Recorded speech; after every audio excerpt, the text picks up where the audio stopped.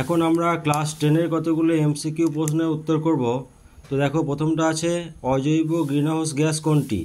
আচ্ছা, এখানটা অপশনগুলোর মধ্যে গ্রিনহাউস গ্যাস হচ্ছে মিথেন এবং কার্বন ডাইঅক্সাইড। তাহলে মিথেন যেহেতু জৈব যৌগ, তাহলে অজৈব গ্রিনহাউস গ্যাস হবে এখানে কার্বন ডাইঅক্সাইড। তাহলে তোমরা জানো যে মিথেন, কার্বন ডাইঅক্সাইড, সিএফসি এগুলো হচ্ছে গ্রিনহাউস গ্যাস।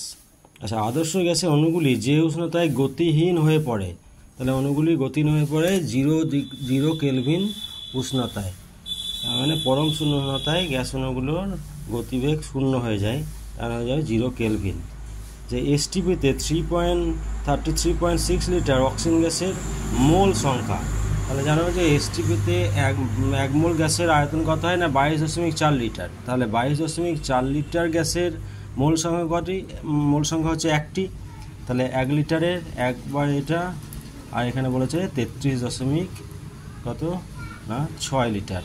তাহলে এটা কাটাকাটি করলে হয়ে যাবে 1.5। তাহলে এসটিপিতে 33.6 লিটার অক্সিজেন গ্যাসের মোল সংখ্যা হয়ে যাবে 1.5।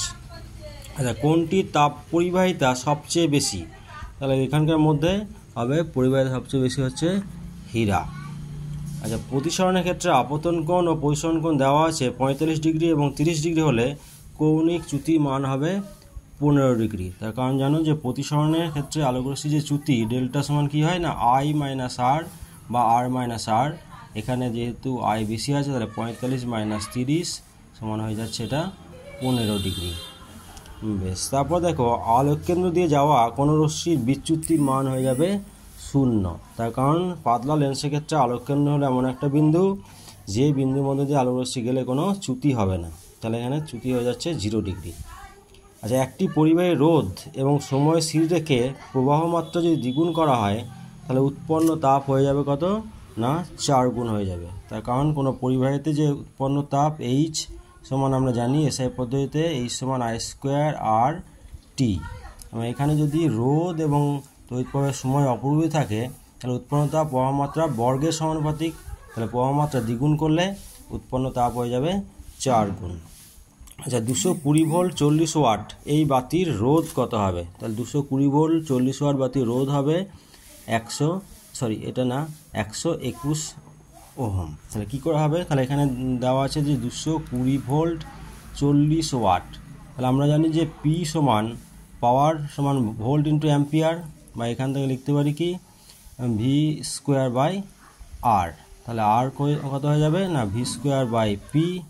তাহলে এখানে ভি হচ্ছে 220 ইন্টু 220 বাই পি হচ্ছে 40। কাটাকাটি করো, 4 11 2 তাহলে 121। আচ্ছা, তাহলে এই বাতির রোধ ক্যালকুলেশন করে আমাদের হয়ে গেল কত না 1210 ohm. V square by P, এটা কাটাকাটি করে হয়ে যাচ্ছে 11 করে 121 আর এটা 0 মানে 1210 ওহম। তাহলে এটা একটু কাটাকাটি হলে যাই হোক 1210 ওহম। আচ্ছা, আলফা কণা হলো, তাহলে তোমরা জানো যে আলফা কণা হলো হিলিয়াম নিউক্লিয়াস Ag+ আয়ন।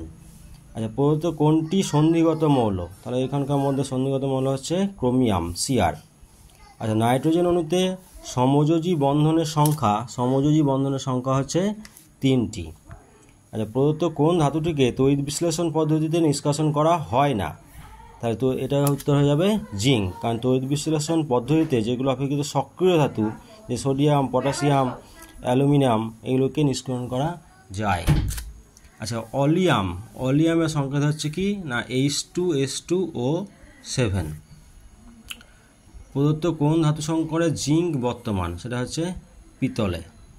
আচ্ছা, প্রদত্ত কোনটি সম্পৃক্ত হাইড্রোকার্বন? তাহলে এখানকার মধ্যে হচ্ছে এই ডি নাম্বার ইথেন। তার কারণ তোমরা দেখো যে ইথেন হচ্ছে C2H6, তার মানে সি আর 3টে করে থাকছে, তার মানে একটা সম্পৃক্ত হাইড্রোকার্বন বা সম্পৃক্ত যৌগ হচ্ছে ইথেন C2H6।